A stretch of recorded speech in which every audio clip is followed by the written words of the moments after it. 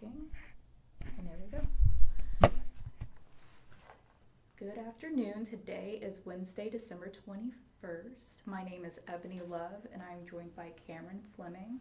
We are currently in Cameron's office, which is in the United States, the Brian J. Simpson's United States Courthouse, located in Jacksonville, Florida. And before we begin, Cameron, can you spell your first and last name? My name is Kameron Fleming, Kameron,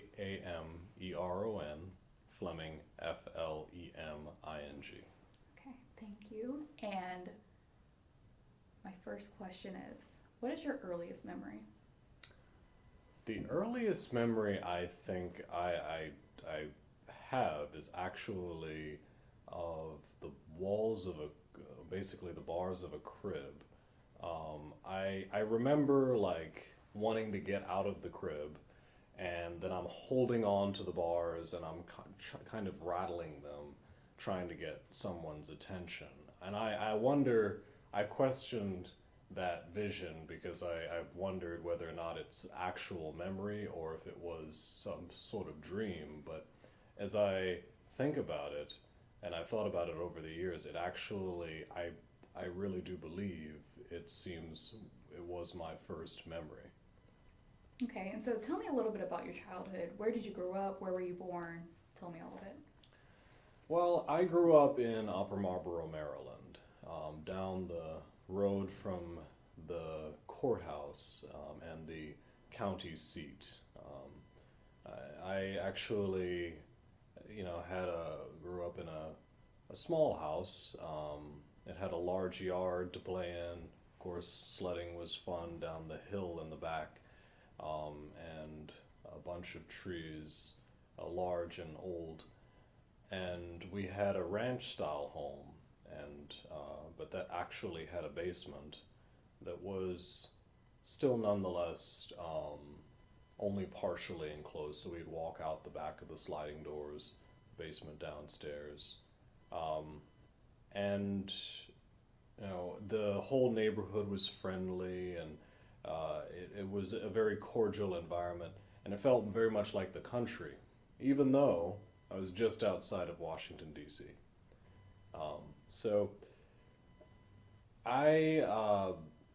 from an early age, I had a fascination with history and the subject of history, which eventually became my college major.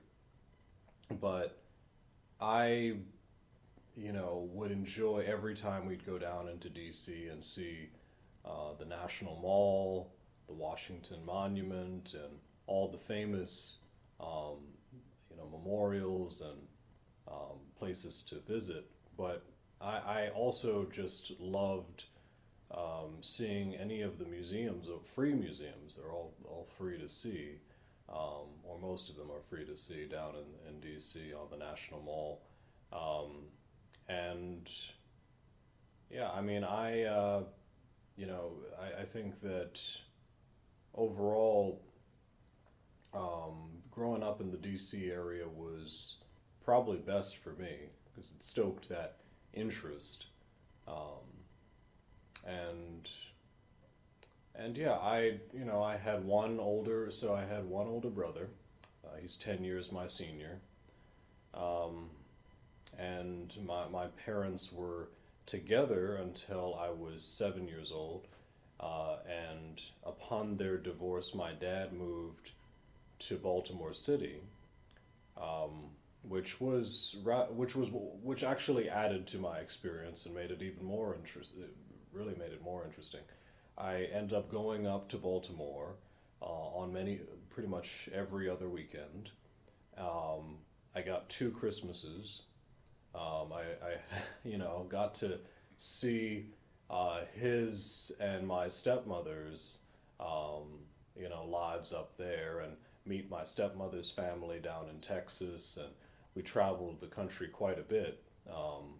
One summer we even spent about 2 months in California. Meanwhile, I, would go back to my mother's place and had a more stable environment there, less adventurous, less interesting, but still solid, tried and true. Um, Mom was very professional. She's an accountant. Now she's a senior accountant for a nonprofit organization down in DC. But Dad, he never went to a day of college, and Dad has always been the fun one. Um, and so it was a pleasure having those two different worlds, two very different personalities, and seeing two very different lifestyles through what my dad created and then what my mom created. And growing up with a brother who was very different than myself. Um, and I went to a private school in Upper Marlboro. It was actually technically in Clinton, Maryland, but it was on the edge of the two towns.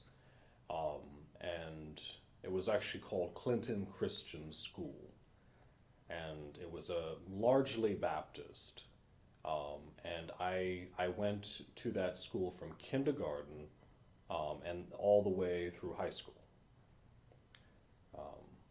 I took classes on theology there, and I still went to church every single weekend. It was, it felt like a rather devout upbringing, but I think what I most enjoyed was just hearing different speaking styles whenever I went to like the chapel services or went to church over the weekends and heard the pastor. We had a very eloquent, very intelligent pastor. Turns out he was cheating on his wife the whole time, but he was nonetheless like a really fascinating person, an intellectual, revered by all, until they figured out he was cheating on his wife. But yeah, it was very cool to learn from these different people, the different people I interacted with, oftentimes very religious individuals, gave me a cool, diverse perspective. Many the people in the Washington D.C. area, have a college degree or more. It's a very well educated environment, and they would expand my curiosity, made me want to learn more, strive for more, and one day become a working professional myself. And so that was going to be my next question. How and when did you know that you wanted to go to college? So, in truth, pretty much everyone in my high school was pushed to go to college. It was actually expected that we would. And the idea of not going to college was remote and considered considered a little too rebellious for my taste. I didn't want to. Essentially, I would have had to push against this, the current, in order to not go to college, because everyone wanted, said I had to go to basically said I had to go to college. So I didn't think it was an option. Well, in truth, it probably didn't need to be. So I just thought about the question wasn't whether or not I was going to go to college. The question was, which college was I going to go to? And, I thought about, I went up to Swarthmore in Pennsylvania. I went to, when I was 14, I went to Harvard University's campus in Boston. That was nice. I rather thought their environment was cool, and their students seemed to think, even though I was only 14, their students thought I was ready. I was rather precocious. They felt like I was ready to join the student body, and you know, it was. I also benefited from being so tall. They thought I was already 18, but it was nice looking at different universities and campuses. I considered Georgetown University, um, and I applied to Princeton, um, and I walked their campuses and did their tours, and then I also applied to Howard University, um, and I was accepted into Howard University. Um, but then I found like this small liberal arts college in Baltimore County called Stevenson University, and when I was up there, I mean, I interacted with the students there and chatted with them, and that was when I was in my senior year of high school. I really loved. I mean, it felt like it's an unknown college. It's like it used to be called Villa Julie. It used to be a Catholic school that trained secretaries, and I didn't think that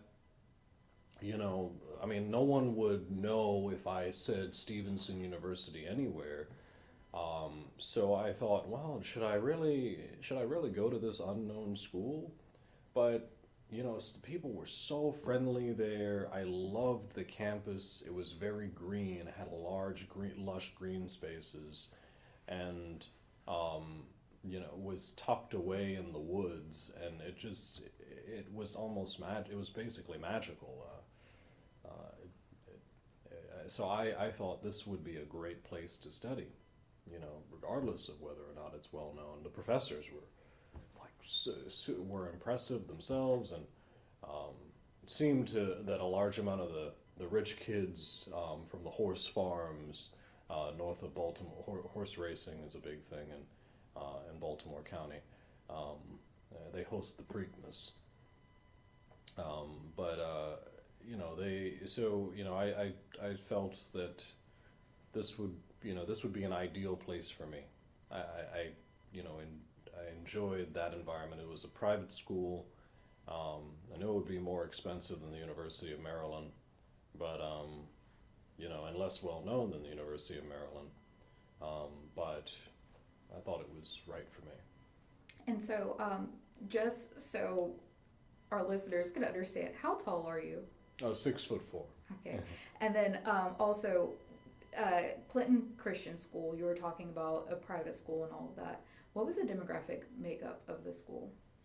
So this was in Prince George's County, and it was about 90% African American.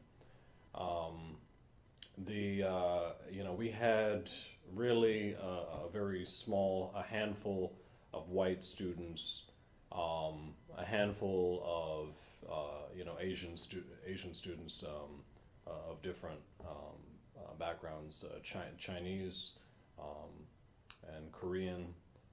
And then we had a handful of Hispanic students. And it was mixed gender, or was it all? Yes, it was mixed gender. Okay. And what were the teachers like? Were they demographics? The teachers were mostly white. Okay. And now going back to college, you said that the university you went to was a Catholic school that trained secretaries. Are you talking about secretaries like a desk clerk, or are you talking about secretaries of state? Like, what do you mean by secretaries? When I say secretaries, a desk clerk is more like it. They also trained nurses.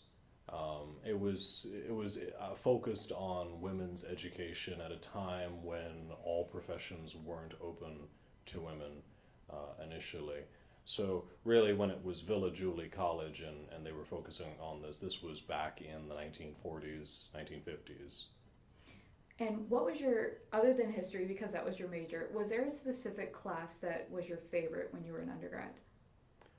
Yes. I loved my class. Coincidentally, it wasn't actually a history class. My favorite class was on Eastern religions.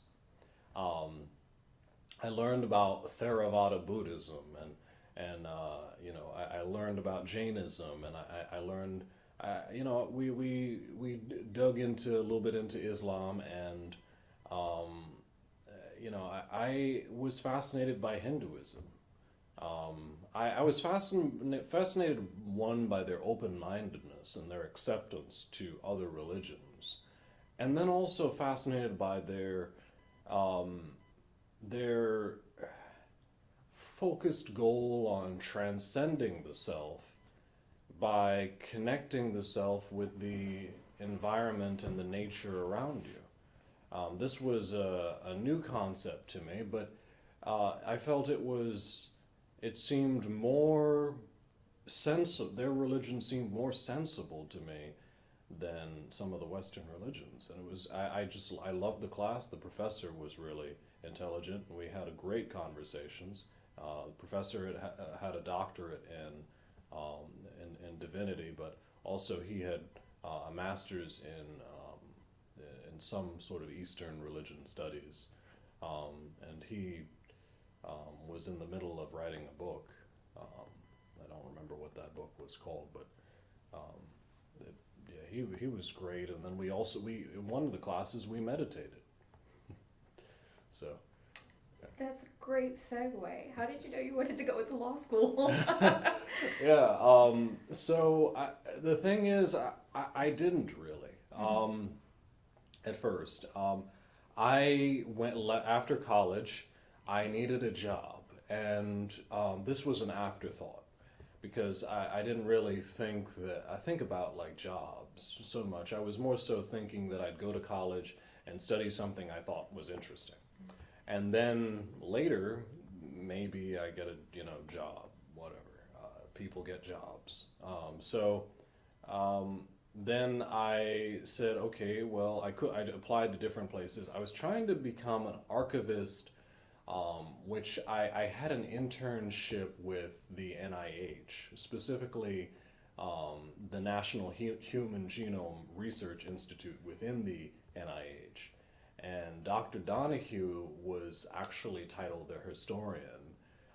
He was trying to create an archive. He was a contractor, contracted to make an archive database of all the research projects that had been done there, so that it could be used by research students to find and write about the various different projects and find all this information. So he was digitizing documents like the interview of Watson and Crick that actually was never, was not available online. It was actually in the basement of the NIH, and at the time was not available to the general public. So I wanted that job. It paid 40,000 a year. It was a good, solid, steady income, and I wanted it. But then the chairman of our history department's son also wanted a job, and he got that job because he wanted that job specifically. And so then I got a job as a legal assistant at a bankruptcy and a foreclosure firm in Baltimore County. But then after that, I decided, okay, well, this seems like a dead end, and so I decided to study for the law school admissions test and see how I did. And if I did well, then I might apply to some law schools. If I didn't do too well, then I'd say forget about it. Okay, so you said Dr. Donahue. First name? Doctor. If you don't know his first name, where did you meet him? Or can you give me who is he? Yeah, I don't remember his first name, and I always just called him Dr. Donahue. But he actually was a friend of the chairman of the history department, Okay. which actually explains why the chairman's son got the job and not me. But I needed an internship during my history major in college, and I needed it for the credit. But so I got that internship with him, got to work with him got to work with one of our alumni there who was also an archivist there. And, um, as a result, afterwards, I would have been a shoo-in for the archivist position. And if I had gotten that archivist position, I probably wouldn't have gone to law school because I think I would have been probably satisfied with that. Did you have any mentors who kind of walked you through the process of applying to law school? No. I largely had to figure that out on my own, really. I didn't get a lot of help. I talked to some different attorneys, but many of the attorneys that I spoke with, they were old. They're middle-aged or beyond, and when they applied to law school, it seemed like it was an afterthought for them as well. And the process of getting into law school was was rather different back then. And they couldn't necessarily remember all the details. So I felt I really needed somebody younger. I talked to one guy from our church who went to Washington and Lee law, and he wasn't super helpful.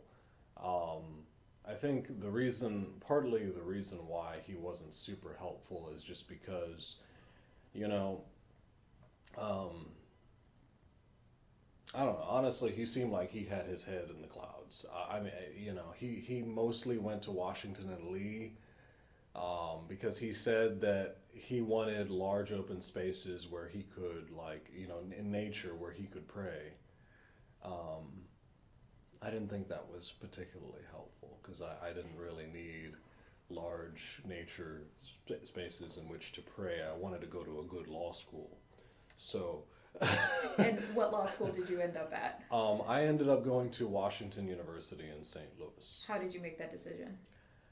It was the highest ranking law school that accepted me. And so I didn't actually expect to get into Washington University. I thought, because they seemed so focused on scores and on the numbers, on the LSAT number and GPA numbers, and I said, well, they're probably not going to accept me. So I applied early admission, early acceptance to William and Mary School of Law in Virginia, in Williamsburg, Virginia. And I thought it would be cool because I'd be in this historical town too. But after Washington University seemed to show some interest, I pulled out of early admissions at William and Mary after Washington University asked to interview me, because I thought, oh my gosh, they're curious. And if they're curious and if they decide to accept me and then I applied early admission, early acceptance, I'm stuck with William and Mary. So I pulled out of that real quick, and they let me get out of that binding agreement, and then I decided to place my bets with other law schools. UVA waitlisted me. I'll never forgive them for that. And then Washington University accepted me and then gave me a full tuition scholarship. Mm-hmm. So then I said, okay, well, the decision has been made. And why was ranking so important to you? I felt, truly, I felt I wanted to have the most opportunities, the most options possible. I read that the lower ranking law schools tended to send their students more to specific areas, like if you're the area in which they're located. If you will go to the University of Baltimore, then you probably want to stay in Baltimore. If you go to University, well, not the University of Virginia, but University of Richmond. If you go to University of Richmond, you probably want to stay in Richmond, the Richmond area, and in Virginia. But if you go, to one of the top highest ranking law schools, then you can, then it has more national renown, and as a result of that national reputation, you can get into various states. You can go anywhere you want. And I hadn't figured out where I wanted to live or where I wanted to go. So I wanted to keep those options wide open. And, I had no problem with William and Mary. I thought with William and Mary, I was committed. I was saying, I'm going to be a Virginia lawyer. I was thinking I'm gonna like graduate, open a small practice somewhere out in Virginia, and live a humble life as your neighbor, your friendly country solicitor.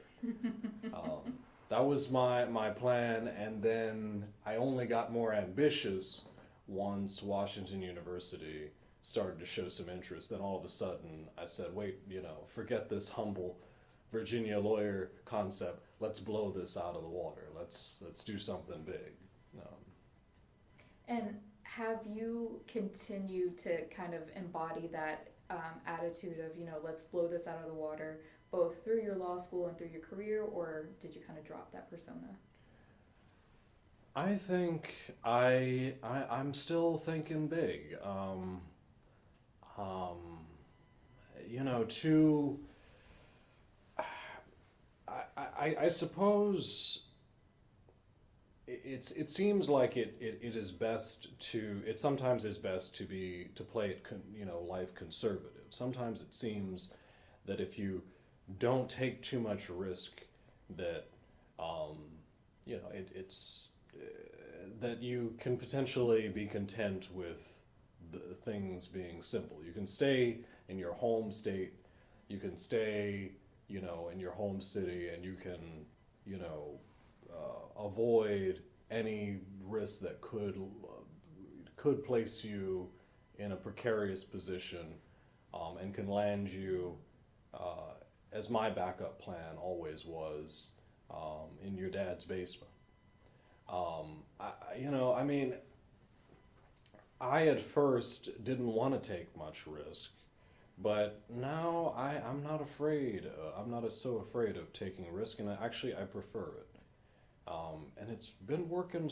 It's been working pretty well so far. So I feel like I'm still on that path of taking, the ambitious path of stepping out of my comfort zone, and doing big things as best as I can.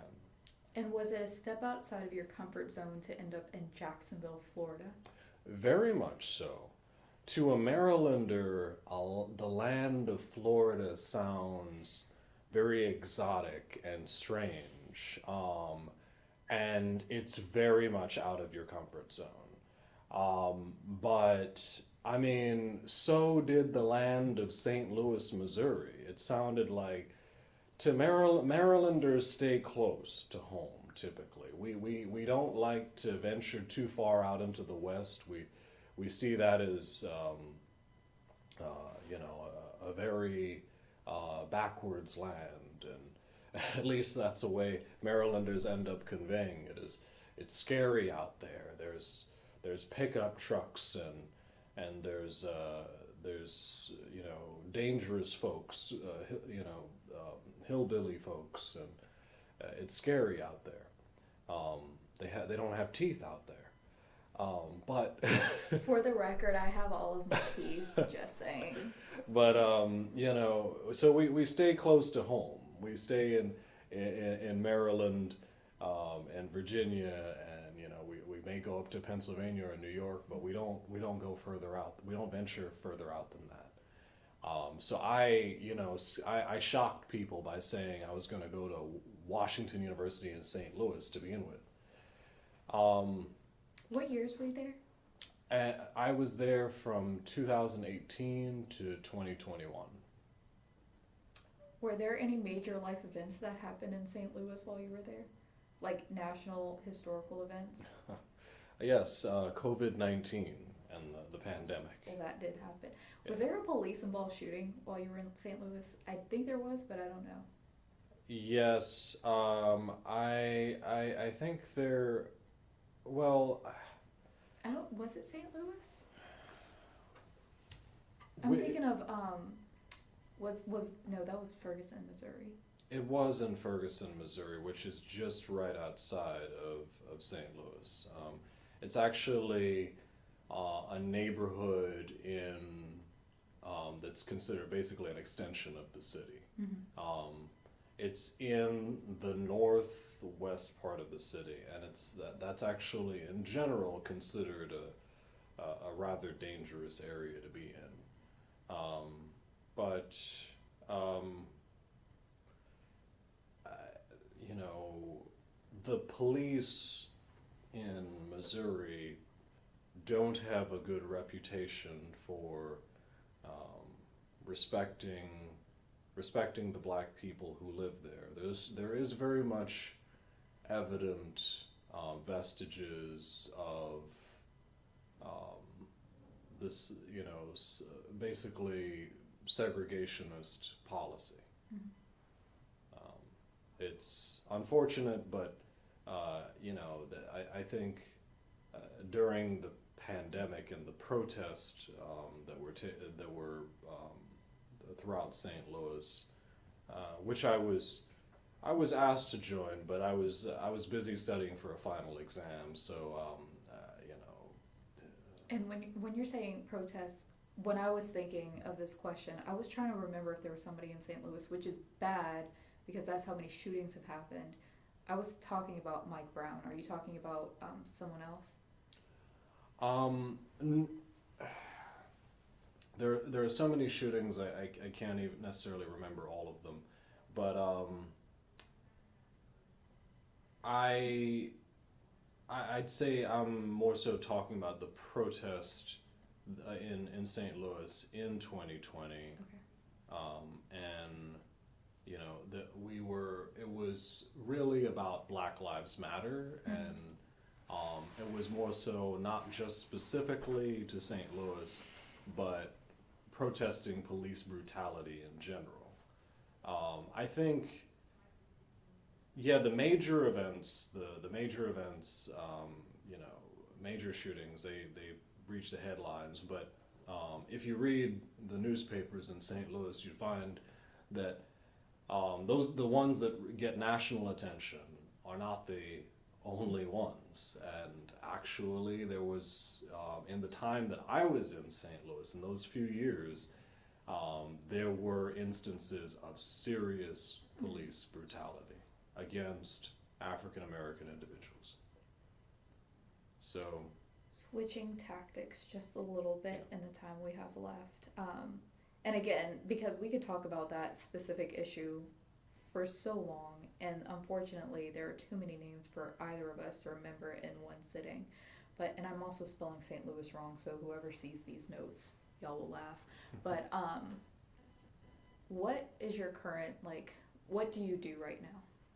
so right now I am the law clerk to the Honorable Jacob A. Brown in the bankruptcy court here in Jacksonville, Florida. And how did you get interested in bankruptcy law? I at first wasn't sure if I wanted to apply to a bankruptcy clerkship. I was applying to different clerkships specifically targeting Florida.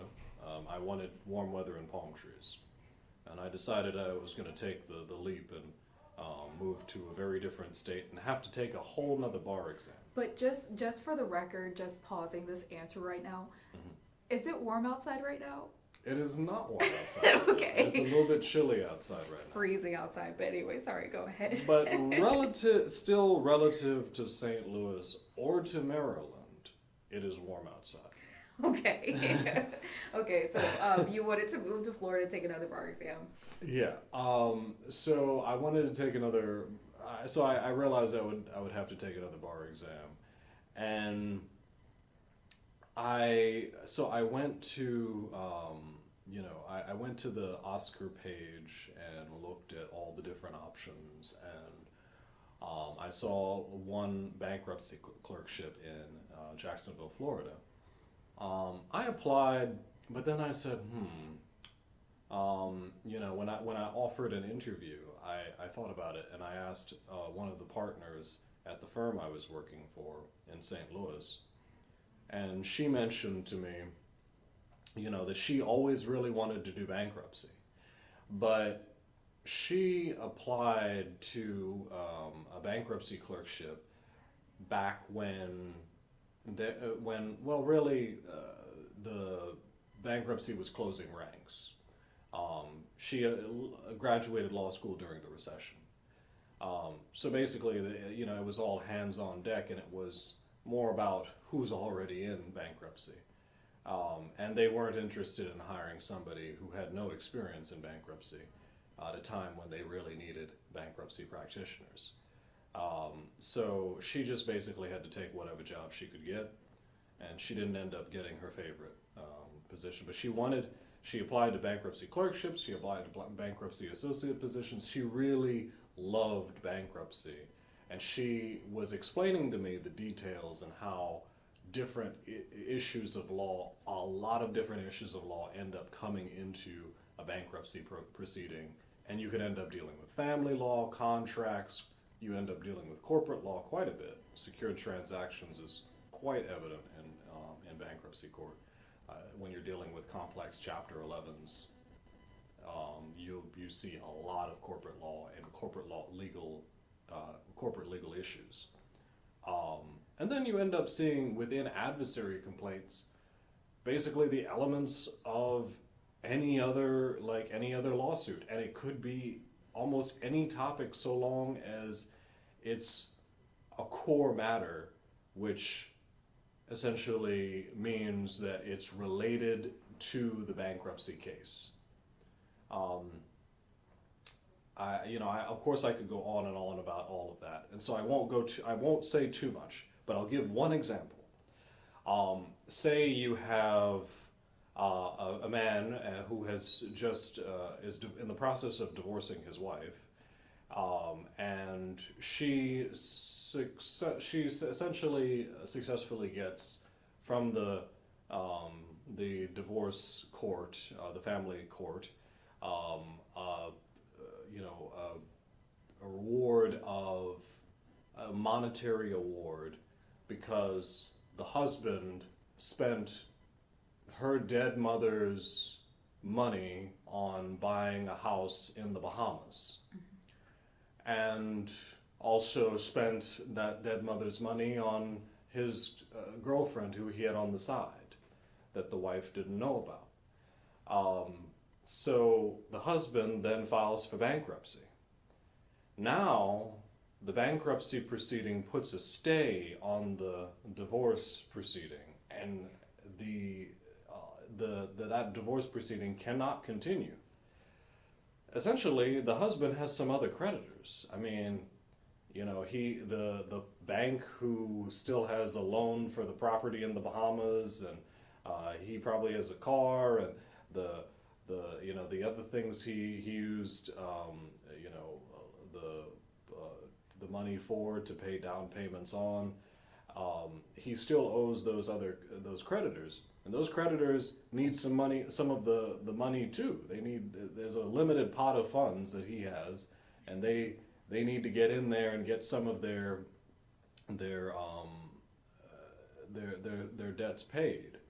So the wife will then file an adversary complaint within the bankruptcy because she needs to get the money, her dead mother's money, back from her husband, and she needs to takes this reward from the family law court, and she has to submit it to the bankruptcy judge, because now the bankruptcy judge has to say, well, you have something, but these creditors also have something. They have a right to the money that your husband has, and so do you have a right. So now we have to see who has the greater right, and how are we going to divide up this money, and all depending on all the details and the facts, she may or may not get the full amount of her money back. Oftentimes, as we've seen, there's not enough money in the pot to pay her the full amount of her claim. So, which is unfortunate, but that's one. So that would, in that example, you have family law an issue of family law coming into a bankruptcy case. And that happens quite a bit. That sort of thing happens quite a bit. I'm dealing with a ton of different cases as we speak that involve things outside of necessarily things that are ancillary but still core to the bankruptcy proceeding coming into the bankruptcy proceeding. And it's fascinating. And as a result of seeing all of here, learning some of this while I was chatting with the partner at my firm in St. Louis, I grew interested in bankruptcy. And that my experience as a clerk in bankruptcy has actually fascinated me more with this. I feel like, oh, this is like a hidden gem within the law. This is something fascinating and enjoyable. This is an enjoyable practice area that I didn't know about and wouldn't have known about unless if I hadn't stumbled across it. So my last question is, earlier in the interview, I asked whether you had any mentors who, kind of helped you get through the law school application process. If you could go back in time and be that mentor that you wanted or needed, what would you tell yourself at that application process? Oh, there are a lot of things I think I would have told myself. First of all, I think that I would have told myself that there's a lot of good schools that don't necessarily require you to have an amazing LSAT score, so you don't need to put too much pressure on yourself. You still need to work hard, and you need to get a good score and as high of a score as you possibly can, but that in the end, that will not be the final determining factor. Also, I'd say that you really need to get a good gauge of the schools by talking to current students or alumni of the different schools. And I would also, I'd say I'd also have told myself that there's also no rush. You don't have to apply to law school right away. You can take your time and you can study and improve the LSAT score. And you don't need to do it all. You don't need to do it as soon as possible and send that application in. Additionally, one of the biggest things I would have told myself, and I think would have been super helpful, is the first year of law school is super important and it's very, very difficult. So, and a lot of people have lawyers in their family to tell them that. And they have individuals, family, basically, who might have even been successful attorneys, like U.S. attorneys or stuff, that would have told them. But I didn't have that, and I think, really telling me how much work that first year of law school is and how important that is going to be to the whole trajectory of your time in law school and then your time thereafter would have been super important, super helpful if somebody had said that. So there's also, I think, programs that can help you prepare for that first year of law school. I think I would have been interested in those programs, knowing what I know now, but also,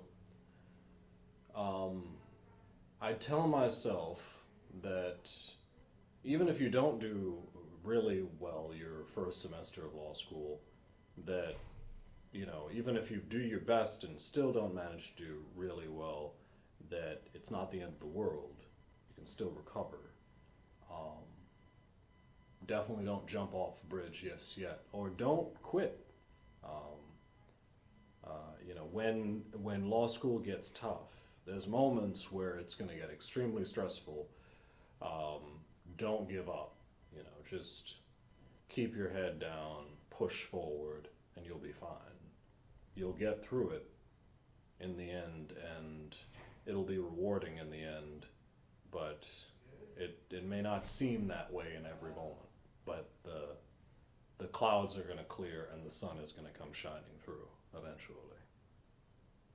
And on that note, thank you so very much for giving your time today. Yeah, thank you so much, Ebony.